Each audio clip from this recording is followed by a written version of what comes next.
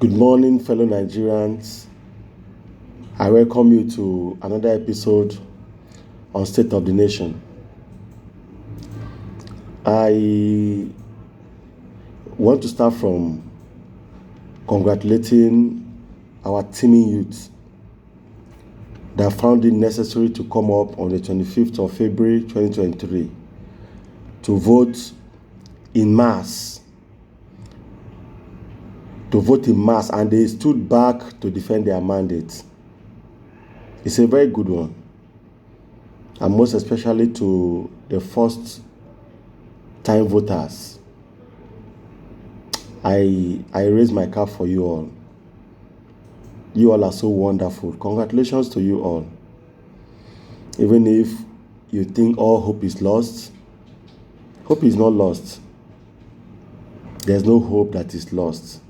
Still hold on strong. A lot of persons today, they said, I heard they want to destroy their PVCs, that they don't want to vote again. Please, I advise you all, it is not the best idea. Keep your PVCs. You still have opportunities again and again to express your grievances with that PVC. Without your PVC, your anger will not be heard. Your voice will not be heard. So please, do not destroy your PVC. Keep your PVC safe. Keep your PVC safe. Hope is not lost. Just hold on strong.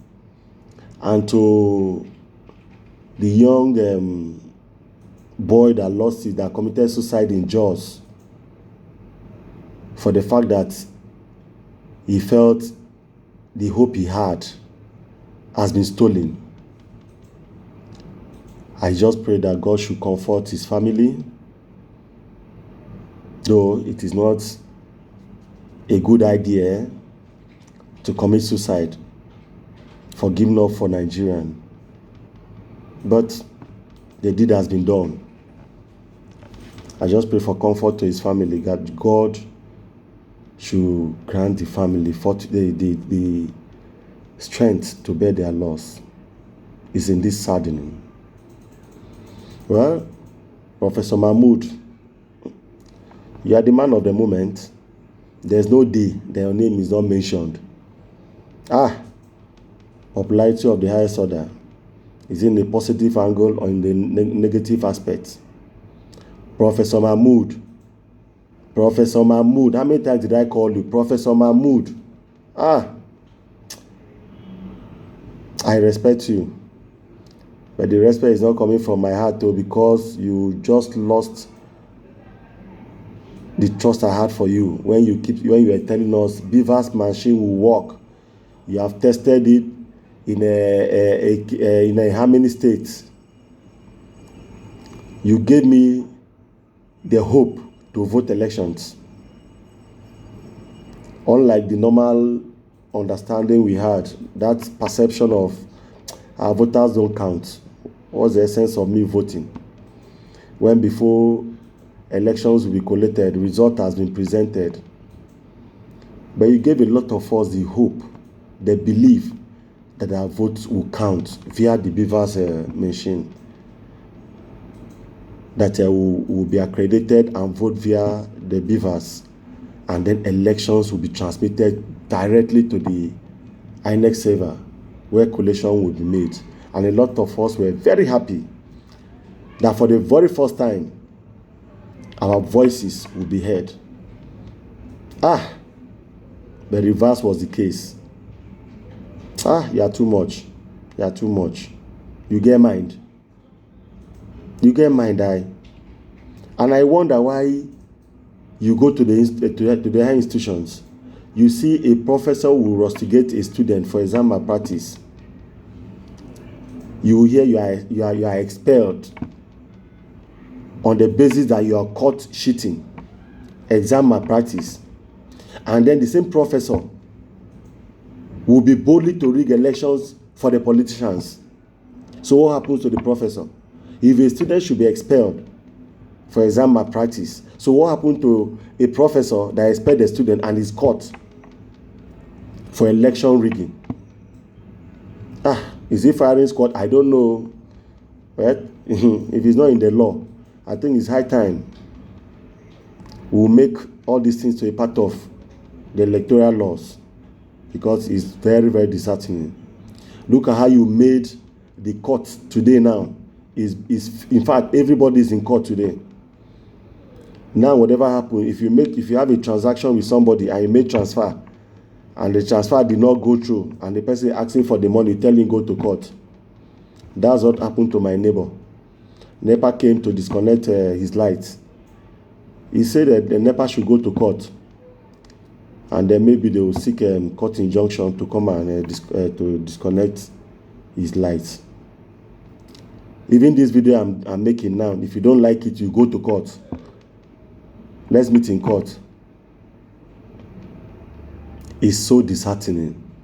Even at this point, the governors that went to seek court injunction on the Naira redesign, the likes of El-Rufai, Yahaya Bello, I don't even know self, and then Ganduje or Dandola, and the rest of them.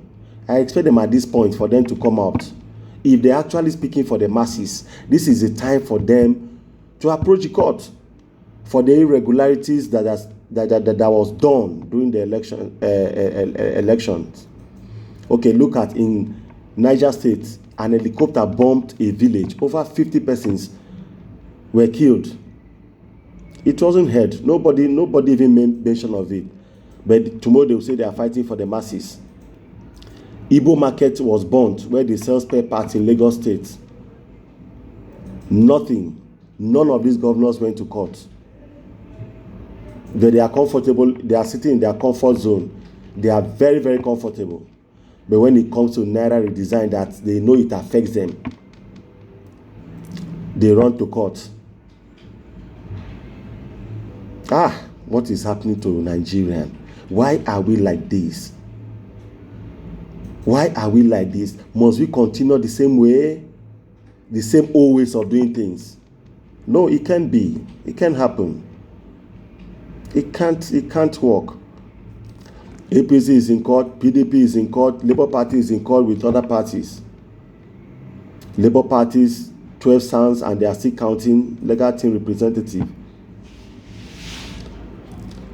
PDP, Mike Ezekome, and 18 others. APC, the ruling party, 12 sons. 12 sons. Ambo volunteers are still coming in. Volunteers like Festus Keyamo, a serving minister in this present government, Muhammad Buhari's government, a serving minister, and yet he wants to represent another government, that's president-elect. President-elect. Emilio called president-elect. You have volunteers, even in the serving government. A serving minister, you want to represent president-elect in court. Then what kind of judgment do we expect to get in the judicial system when a serving minister is representing an incoming government in court? And judiciary is supposed to be the last hope of the common man. What kind of redress do we expect to get? President-elect, I don't know why APC is going to court. If actually you won election genuinely, you don't need to go to court. You want to access INEC sensitive materials when you have won election already. Certificate of return has been given to you. I don't know what you are going to court to do. You would have sat down later and wait for the grief parties to go to court and probably sue INEC for them to reclaim their stolen mandate or the cancellation of elections to offer maybe a rerun or whatever. But what are you doing in court? That is what baffles me.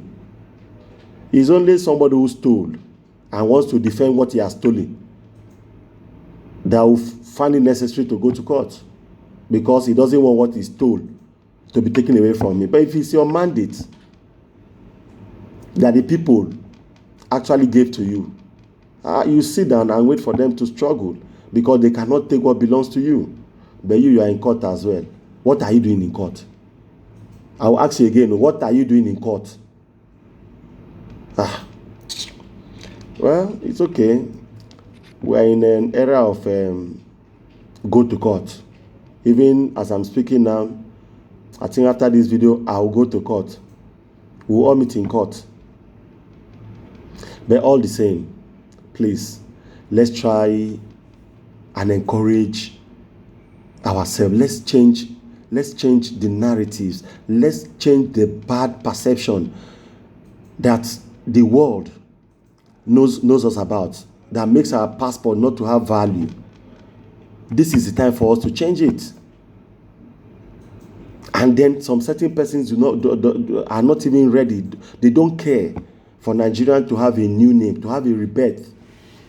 I don't care about who wins elections, in as much as the processes were done in a very clean slate. Whoever the masses or the people chooses, so be it. But the area where you think you want to take, the power, by all means, that is where I cannot be a party to that.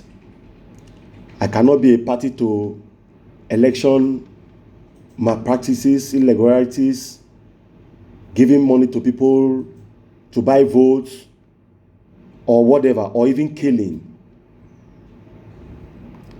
No. Such cheap impunity, no, I can't be part of it. And I don't encourage such. This level of impunity, it is much. And it's, in fact, even if elections should be rigged or whatever needs to be done, it shouldn't be in the open. What message are you selling to the next generation? Because whatever you do today, you might have it today, but it can't last forever. Look at some years back, the same people that are protesting in our next collation center in the National Conference Center, some years back, they were happy. But today, they are still alive, and they saw it. If they have made corrections or stood by the truth, then it wouldn't have been like this today. Look at the law. If it favors you, you interpret it from the angle you are looking at, that it will favor you. The other person will argue it from the angle he is looking at that favors him. So now the law is not being interpreted based on the law. It's being interpreted from the angle you are looking at, because you want it to suit you. Then you argue it on that basis. But I'm not praying again, but I'm only asking that we should not be tired in doing the right thing.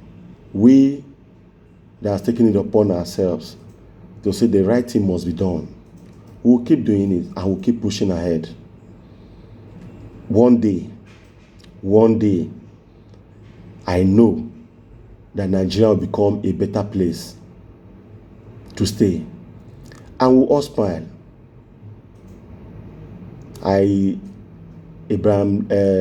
Martin Luther once said that he has a dream. He has a dream that one day you see the black man and the white in the same classroom. It has come to pass in the same church, where the color will not become a barrier. That is where we are today. And Nigerian will not be exempted from that dream. A dream where someday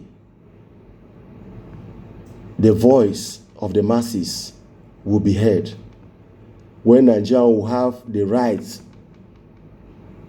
to vote for a candidate that they want, and the mandate will be given to the rightful person.